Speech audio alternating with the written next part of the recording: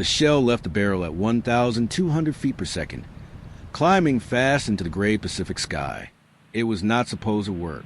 Field howitzers were not built to shoot at aircraft. They were slow, heavy, ground-pounding guns designed to lob high-explosive shells at enemy positions miles away. But Captain Ray Decker had just ordered his gun crews to aim straight up, load experimental proximity fuse ammunition, and fire at the formation of Japanese dive bombers screaming toward his position. The first round detonated 40 feet beneath the lead aircraft.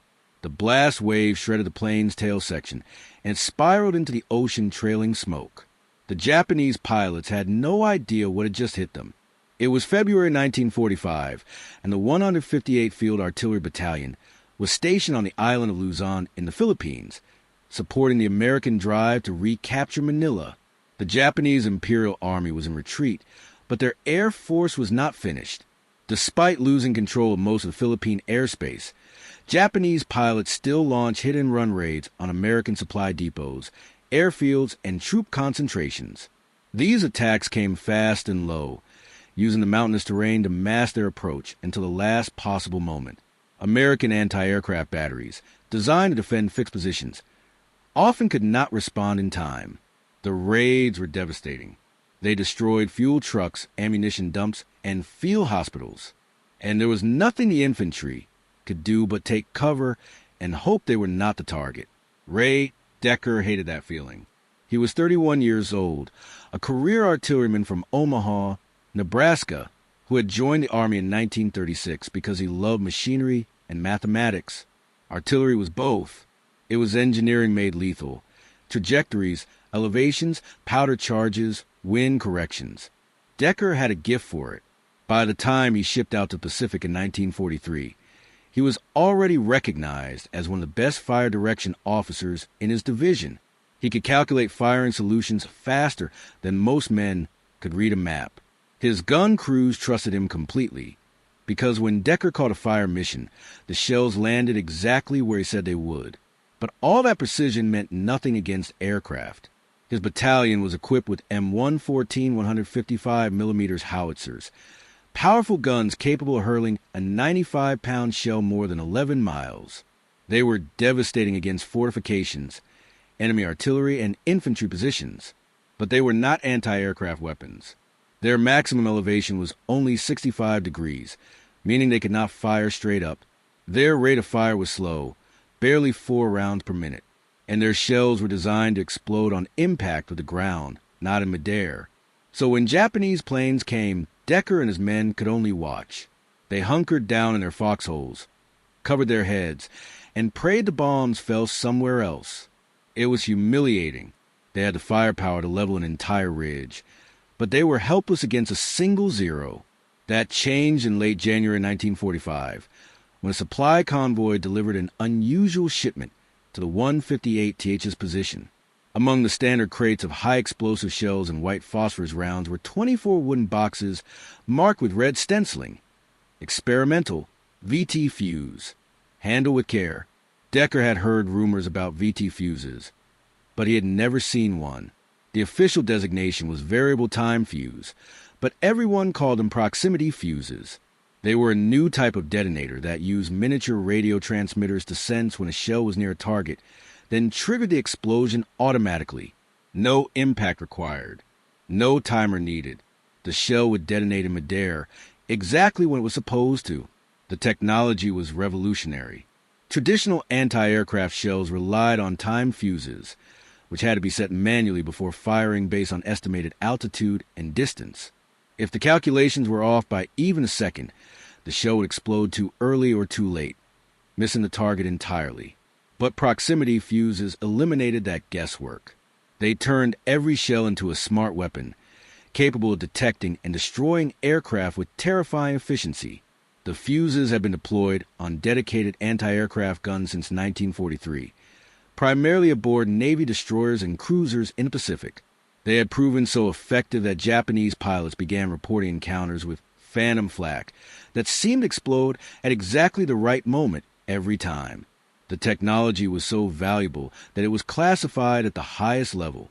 Dud shells were rigged with thermite charges to destroy the fuse if they failed to detonate. Gunners were forbidden from discussing how the fuses worked, and under no circumstances were they to be used over enemy-held territory, where a single intact shell could give the Japanese access to the technology. But now, in early 1945, the Allies had such overwhelming air superiority in the Pacific that those restrictions were being quietly relaxed. The fuses were still classified, but they were no longer considered untouchable. And someone somewhere in the supply chain had decided to experiment. If proximity fuses worked on anti-aircraft guns, why not on field artillery? Decker stared at the crates for a long time. The fuses were designed for high-velocity guns that fired in flat trajectories. Ship's cannons, primarily. His howitzers were low-velocity guns that fired in high arcs. The physics were completely different. There was no manual, no training document, no official guidance on whether this would even work. But Decker was a problem solver, and he had 24 experimental rounds that someone had sent him for a reason. So he started calculating. The first challenge was elevation. Standard doctrine limited howitzers to 65 degrees to prevent structural damage to the gun carriage. But Decker knew the mechanical limits of his M114S. The elevation mechanism could physically reach 80 degrees if you bypassed the safety stops. It was not recommended. It put extra stress on the recoil system, but it was possible. The second challenge was range. Anti-aircraft shells needed to detonate at altitudes between 3,000 and 10,000 feet. Decker's howitzers normally fired at much longer ranges, with shells traveling in parabolic arcs that peaked at 20,000 feet or higher. But if he reduced the powder charge and increased the elevation, he could theoretically put a shell into the right altitude band. It would not travel far horizontally, but it did not need to. It just needed to go straight up. The third challenge was timing. Howitzers were slow to load and traverse. If enemy aircraft were moving at 300 miles per hour, Decker's crews would have maybe 15 seconds from detection to firing. That meant no time for corrections, no time for ranging shots. They would have to guess the aircraft's speed, altitude, and heading, calculate a firing solution on the fly, and hope the proximity fuse did the rest. It was insane. It violated every principle of anti-aircraft gunnery. But it was better than doing nothing. Decker called his gun crews together and explained the plan. He did not sugarcoat it. He told them it was experimental, untested, and potentially dangerous. The guns were not designed for this. The fuses were not designed for this. There was a real chance the shells would malfunction, or the guns would break, or they would miss entirely and waste the only anti-aircraft ammunition they had. But he also told them this. Every time a Japanese plane strafed their position, men died. Medics, mechanics, drivers, men who were unarmed, unprotected, and unable to fight back. If they could stop even one plane, it would be worth it. The crews did not hesitate. They had been waiting months for a chance to hit back. Decker organized a battalion into an improvised air defense network. He positioned observers on high ground with radios, tasked with spotting incoming aircraft and relaying bearing, altitude, and speed. He designated 2 howitzers as dedicated anti-aircraft guns, with crews drilled on rapid elevation and loading procedures. And he pre-calculated firing solutions for the most likely approach vectors, storing them on laminated cards that could be referenced instantly. Then they waited. 2 days later, on the morning of February 3rd, the observers picked up engine noise to the north. 6 Japanese bombers, flying low through a mountain pass, headed directly toward the American supply depot 3 miles south of Decker's position. The formation was moving fast, maybe 280 miles per hour, at an altitude of roughly 4,000 feet. They would pass almost directly overhead in less than 90 seconds. Decker grabbed the radio. All guns, air alert. Bearing 350. Altitude 4,000. Speed 280. Designated guns. Prepare to engage. The 2 howitzer crews moved like machines. They cranked the elevation wheels to 80 degrees, locked the traversing mechanisms, and loaded the first proximity fuse shells. The gunners crouched behind the recoil guards, hands on the firing lanyards, eyes on Decker. Decker watched the sky. He could see the planes now, 6 dark shapes growing larger against the gray clouds. They were D-3A dive bombers called Vals by Allied intelligence. Each one carried a single 550-pound bomb, slung beneath the fuselage. If they reached the supply depot, they would destroy weeks' worth of ammunition, food, and medical supplies. Hundreds of men would be left without support. Decker waited. He needed the planes closer. At 4,000 feet altitude and 2 miles distance, the shells would never reach them in time. But if he waited until they were 1 mile out, the shells would climb straight into the formation. The proximity fuses would handle the rest. 30 seconds. The planes were close enough now that Decker could see the red circles on their wings. Japanese pilots called those circles a Hanamaru, symbols of the rising sun. American gunners called them bullseyes. 20 seconds. Decker raised his hand. 10 seconds. The lead bomber began to angle downward, preparing for its dive. Fire. Both howitzers erupted simultaneously. The recoil was brutal, slamming the guns backward against their trails with enough force to crack the wooden chocks beneath the wheels. The shells screamed upward at supersonic speed, trailing white vapor trails through the humid air. 4 seconds later, the first shell detonated 40 feet beneath the lead bomber. The proximity fuse had detected the aircraft's metal skin and triggered the explosive charge at the optimal distance. The blast wave was not strong enough to destroy the plane outright, but it shredded control surfaces, ruptured fuel lines, and sent shrapnel tearing through the cockpit. The pilot never had a chance to react. The bomber pitched forward, lost lift, and went into an uncontrolled spin. It hit the jungle 2 miles away and exploded on impact. The second shell detonated between 2 planes in the formation, damaging both. One veered off course, trailing smoke from its engine. The other tried to maintain formation, but was visibly struggling. The remaining bombers scattered. Tactical doctrine told them to press the attack, but instinct told them to survive. They broke formation, jettisoned their bombs into empty jungle, and turned north at full throttle.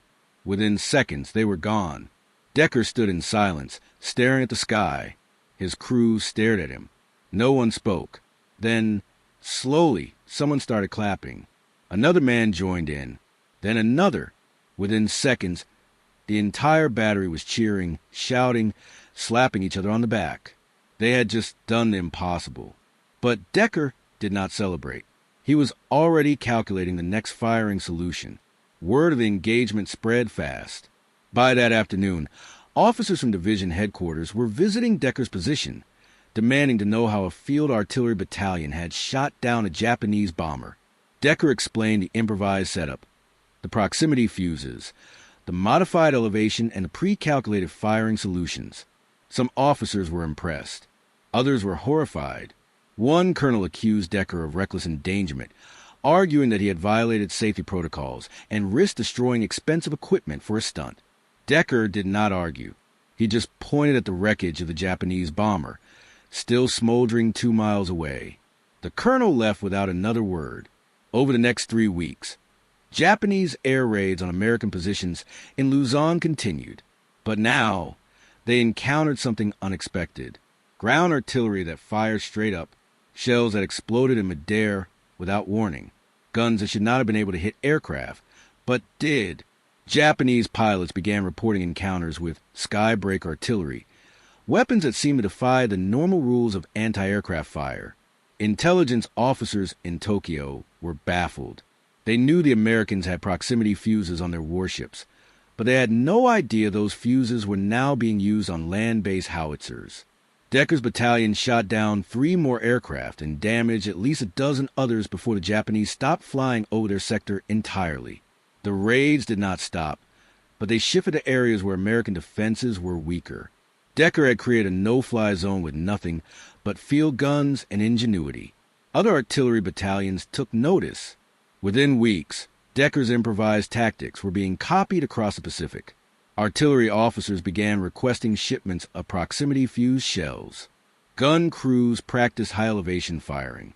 Observers were trained to calculate altitude and speed for airborne targets.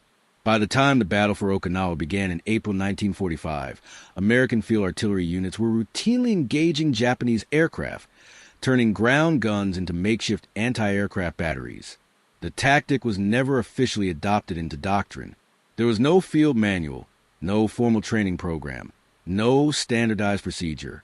It remained an improvisation, passed from unit to unit through word of mouth and battlefield necessity. But it worked, and in war, results matter more than regulations. Ray Decker never received a medal for his innovation. He was not promoted. He was not celebrated in newspapers or history books. He simply continued doing his job, directing artillery fire against Japanese positions until the war ended in August 1945.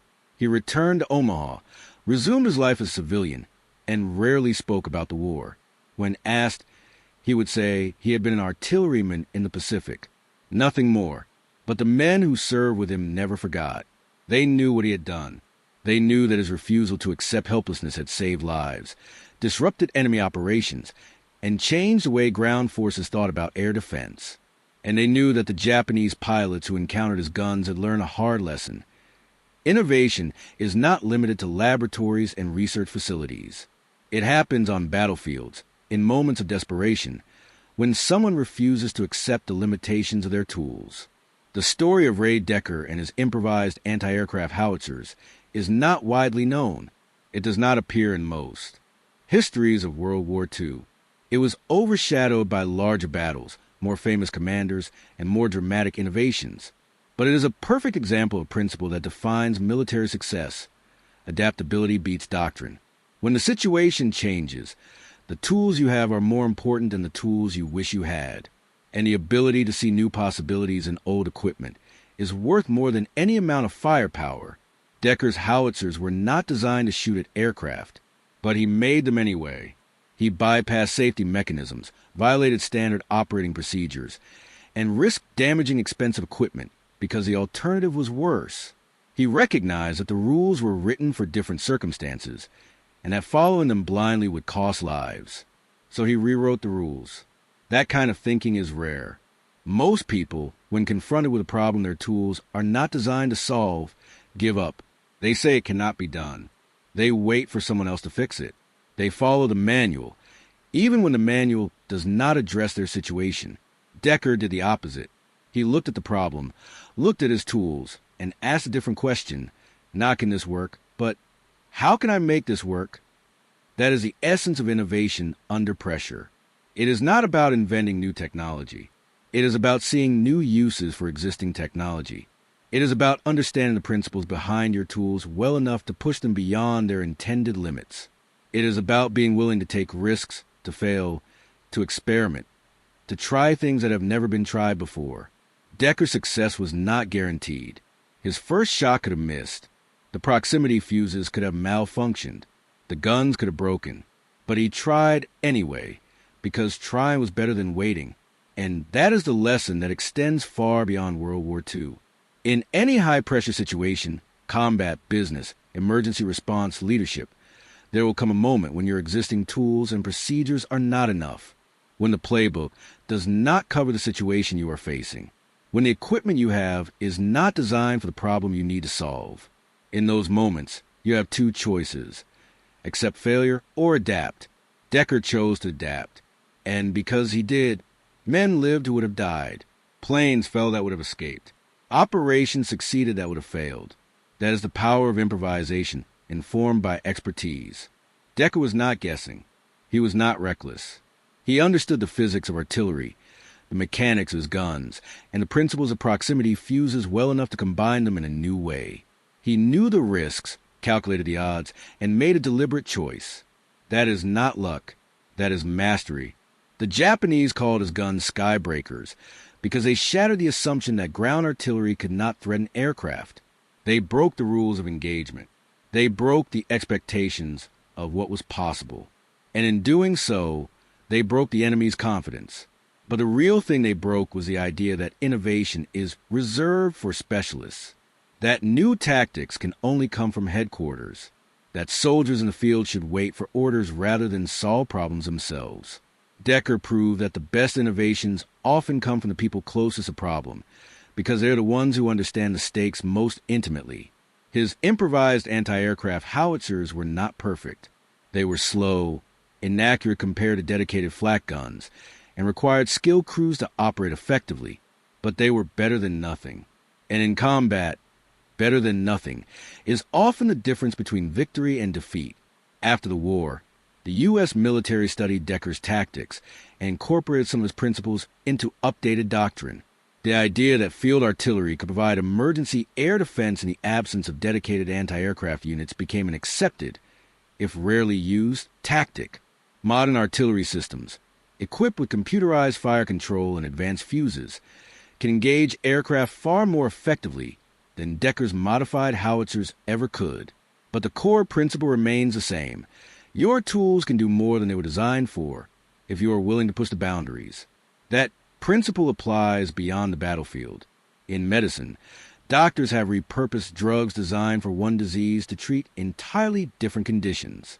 In engineering, materials developed for aerospace have been adapted for consumer products. In business, companies have pivoted their core offerings to serve unexpected markets. In every case, the breakthrough came not from inventing something new, but from seeing familiar things in unfamiliar ways. Ray Decker saw field howitzers in an unfamiliar way. He saw them not as ground support weapons, but as potential anti-aircraft guns. He saw proximity fuses not as specialized technology reserved for Navy ships, but as tools he could adapt for his own needs. And he saw his mission not as follow doctrine, but as protect my men. That shift in perspective changed everything. There is a deeper truth here about the nature of expertise.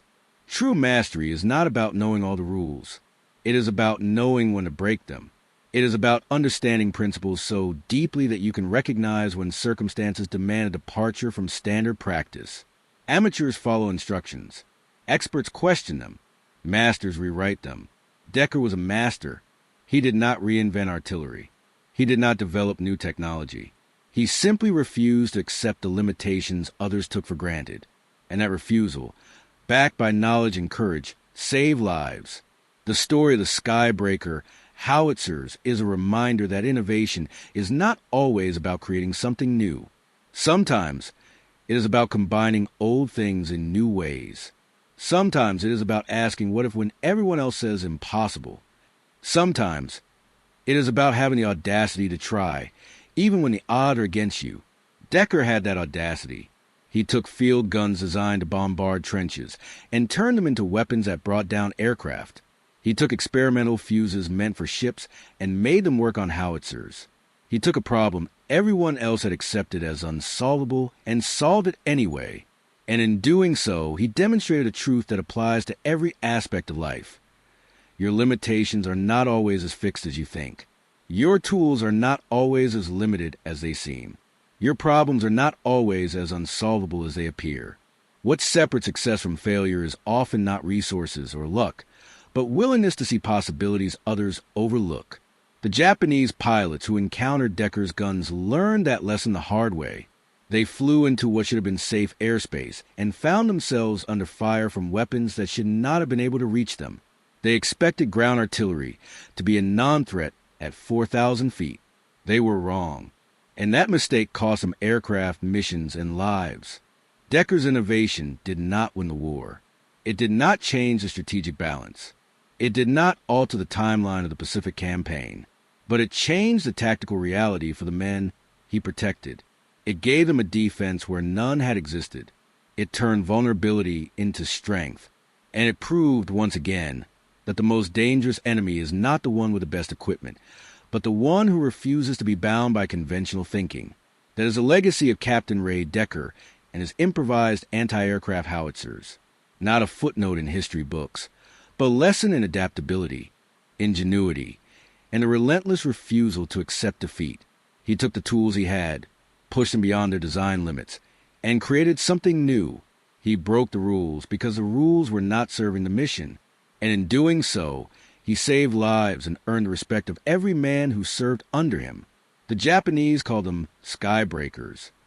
But what they really broke was the assumption that adaptation requires permission, that innovation requires official sanction, that soldiers in the field should wait for solutions from above rather than create their own. Decker did not wait. He acted, and that action, born of knowledge, courage, and necessity, made all the difference. So the next time you face a problem your tools were not designed to solve, remember Ray Decker. Remember that the limitations you accept are often the limitations you create.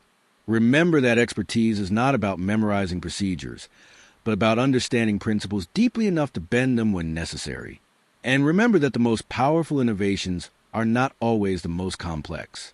Sometimes they are just simple ideas executed with precision and audacity by people who refuse to accept that something cannot be done. Because in war, as in life, the people who change the game are not the ones who play by the rules. They are the ones who rewrite them. If you want more untold stories of innovation and courage from history's greatest conflicts, subscribe now. Where are you watching from? Drop your location in the comments.